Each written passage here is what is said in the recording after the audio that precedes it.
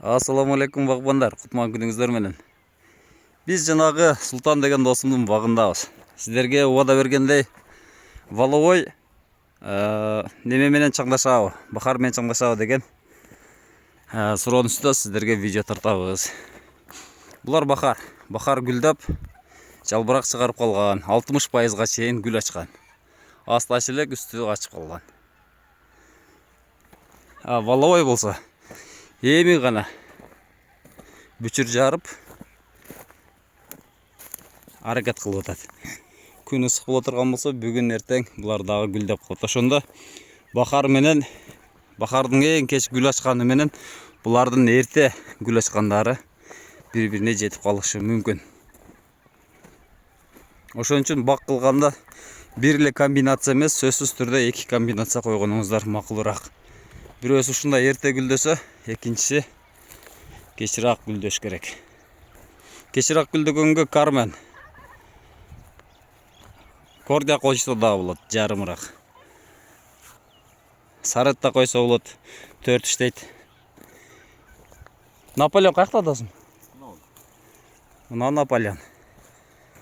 Наполеон эми гана 10% ачып баштаптыр. Наполеон демек немеге жакыныраак, валовойго жакыныраак гүлдөйт экен. Бакта сөзсүз ары чаңдаштыруучу болуш керек. Берде азыр майда арылар жүрөт, анча-мынча асал арылар жүрөт. Мына эмне сорт мына гүлдөп аткан? Бахар. Ашетте адаштырып егишкен да. Бүт катар бахар коюлуп калыптыр, берге адашып. Адаш егилген да. Мыналар валовойлор энди гүл ачып баштаптыр да булар.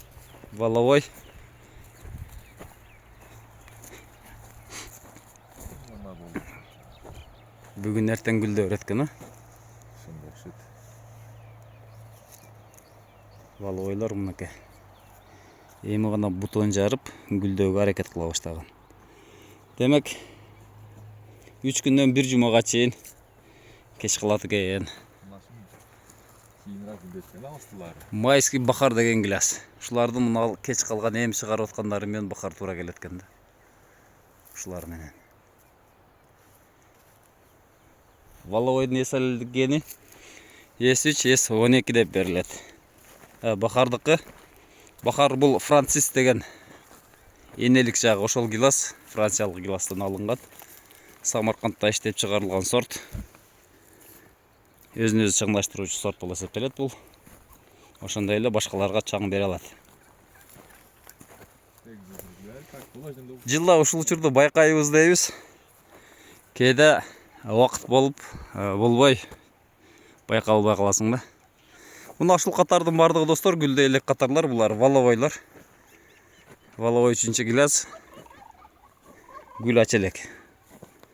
Мына ортодогудай 2-3 ачылып калыптыр.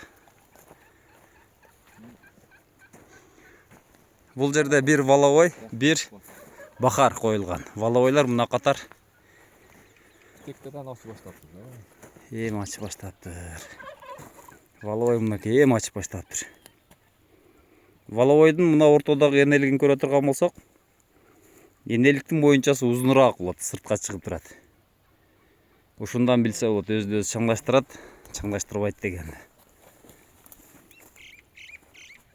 Буларда энелигини көрө турган болсоңуздар, кичине кыскараак болот. Анан сабагы дагы бир аз кыскараак. Бизде бахар кош мөмө түйбөйт. Коштук болуп калбайт. Деңиз деңгээлинен 1300 метр бийиктикте.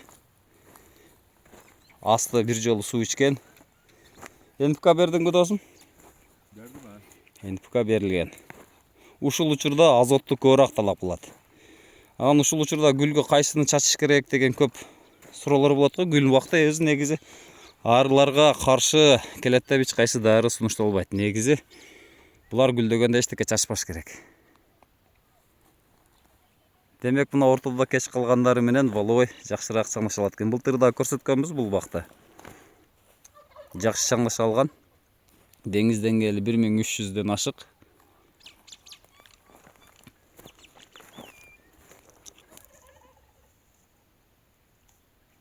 Мынанда бирөө коштук бар экен. Мына досым коштук ушул жерде эле билинет мыныкы экесиң. Эки энелиги бар. Мынаны ачкын эле.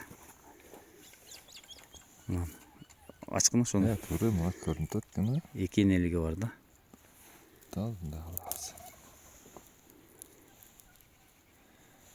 Мына Кош мөмө экен. кош экен. Бизде ушундай азыраак учурайт. Анча-мынча издеп келип попалуу болуп калбасаң.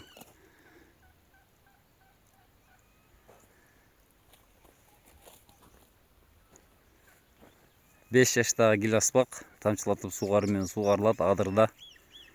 Бул жерге сууну ылдыйдан 80 метрге 7 крылчаткалуу насос менен алып чыгылат.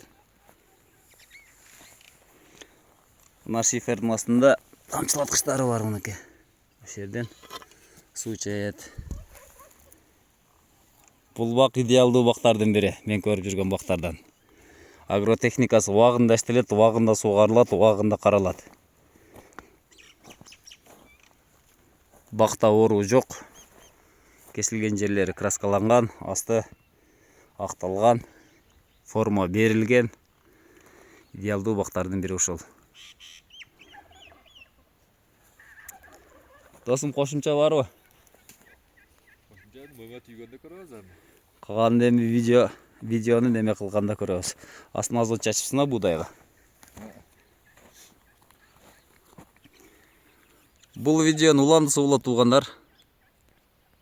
Буюрса, бир айдан кийин кандай түйдү, кандай чаңдашты видео аркылуу сиздерге көрсөтүп беребиз. Даярдайбыз. Сиздер менен Багыстыр Кыргызстан каналы болду. Тынч аман болуңуздар туугандар.